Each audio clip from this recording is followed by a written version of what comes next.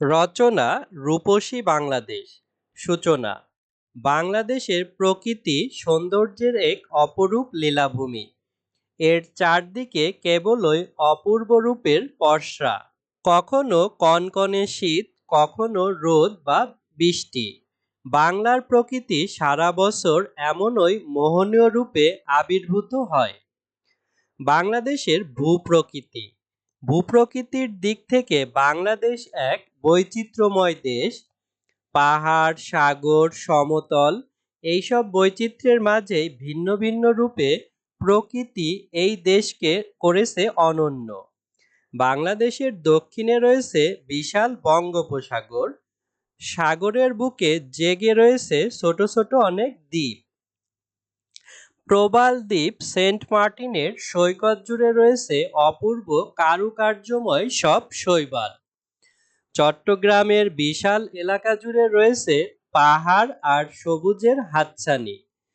বাংলাদেশ নদীমাতৃক দেশ।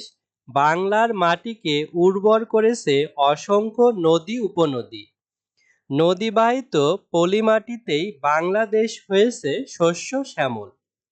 বাংলাদেশের প্রকৃতিতে ঋতুর বৈচিত্র্য।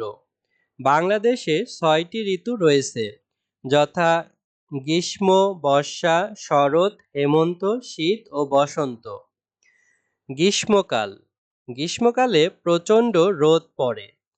এই সময় কালবৈশাখী ঝড় হয়, তবে চারদিকে আম, কাঁঠাল, লিচু ইত্যাদি মৌসুমি ফলের সমাহার দেখা যায়। বর্ষাকাল। গ্রীষ্মের পর বর্ষা নিয়ে আসে মেঘময় দিন আর অঝোর বৃষ্টি। প্রবল বর্ষণে কখনো কখনো বন্যাও নেমে আসে। শরৎকাল। ঝকঝকে নীল আকাশে সাদা মেঘের ভেলা, শিউলি আর কাশফুলের শুভ্র হাসি নিয়ে আসে শরৎকাল। হেমন্তকাল। হেমন্তে ঘরে ঘরে নতুন ফসল ওঠে, নবান্ন উৎসবে মুখরিত হয় গ্রাম বাংলা। এ সময় প্রকৃতি শান্ত সৌম্য থাকে। শীতকাল। শীত আসে কুয়াশার চাদর নিয়ে। নানা রকম শাকসবজি পাওয়া যায় শীতকালে। বসন্তকাল। বসন্তে প্রকৃতি সেজে ওঠে নবরূপে। গাছে গাছে কচি সবুজ পাতার শিহরণ জাগে।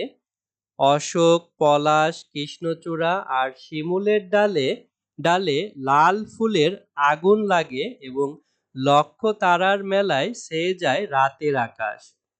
উপসংহার: বাংলাদেশের প্রকৃতি যেন মহান কোনো শিল্পীর তুলির আঁচড়ে আঁকা। এই অপরূপ সৌন্দর্যের কথা লিখে বর্ণনা করে শেষ করা যায় না।